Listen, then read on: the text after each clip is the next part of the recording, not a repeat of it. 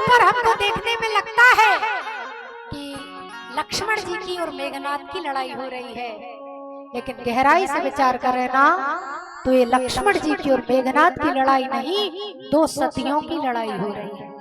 कौन? एक सती उर्मिला और दूसरी सती सुलोचना।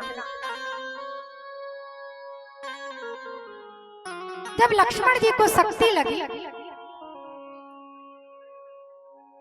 तो सुलोचना अपने सतखंडा महल के ऊपर जाकर के दीवार पर चीते का चित्र बनाने लगी।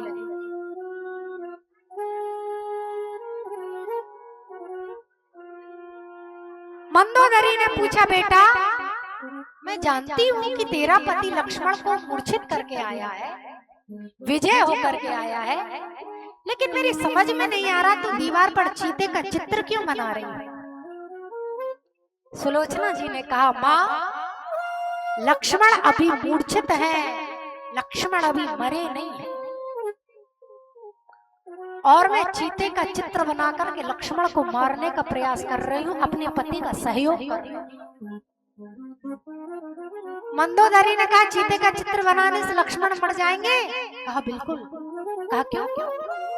सुलोचना ने कहा, माँ मैंने सुना है कि चंद्रमा के रथ में जो मृग जुते होते हैं ना, वो चीते को देख कर के डरते हैं, और मैं इसीलिए चीते का चित्र बना रही हूँ कि चंद्रमा के रथ के जो मृग हैं वो चीते के चित्र को देख कर के इतना डर जाए कि माता जी चंद्रमा अस्त हो जाए, और चंद्रमा अस्त हो जाएगा तो सूर्य उदय हो जाएगा, और सूर्य उदय होगा तो सूर्य कुल का दीपक लक्ष्मण हमेशा के लिए मृत्यु की गोद में समाहित हो जाएगा। इसलिए मैं चीते का चित्र बना रही हूँ। और यहाँ हनुमान जी महाराज के माध्यम से उर्मिला जी को सूचना मिली तो पूजा पाठ छोड़ करके उर्मिला जी वीणा के तान लेकर के बैठ गई, संगीत छेड़ने लगे मीठा मीठा। अजाहू रे चंदा मजाहू रे चंदा दोनों परपज कीन, वो संयोगिनी चीता लिखो वियोगिनी कर भी। सुलोचना संयोगिनी है और उर्मिला जी वियोगिनी है। वीणा लेकर के मीठा मीठा संगीत छेड़ने लगे। सुमित्रा जी ने कहा, अरे बावली हो गई है क्या?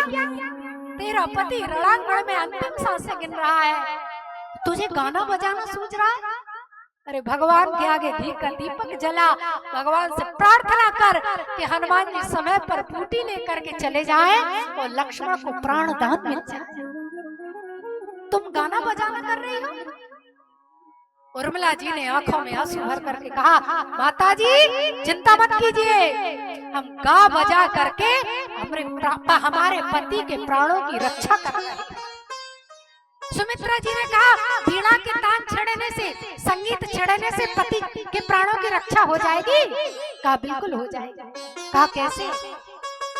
उर्मिला जी ने कहा, माँ मैंने सुना है चंद्रमा के रथ में जो मृग जुते होते हैं ना, वो संगीत के बड़े प्रेमी होते हैं, उन्हें संगीत बड़ा प्रिय होता है, और मैं मीठा मीठा मधुर मधुर संगीत इसीलिए छेड़ रही हूँ कि मेरे संगीत को सुनकर चंद्रमा के रथ के जो मृग हैं ना, वो इतने भाव विभोर हो जाएं, इतने मस्त हो जाएं, इतने मगन हो जाएं कि माता जी चंद्रमा अस्त होना ही भूल जाए, और जब तक चंद्रमा अस्त नहीं होगा तब तक सूर्योदय नहीं होगा, और जब तक सूर्योदय नहीं होगा मेरे पति लक्ष्मण का बाल बाका होने वाला नहीं।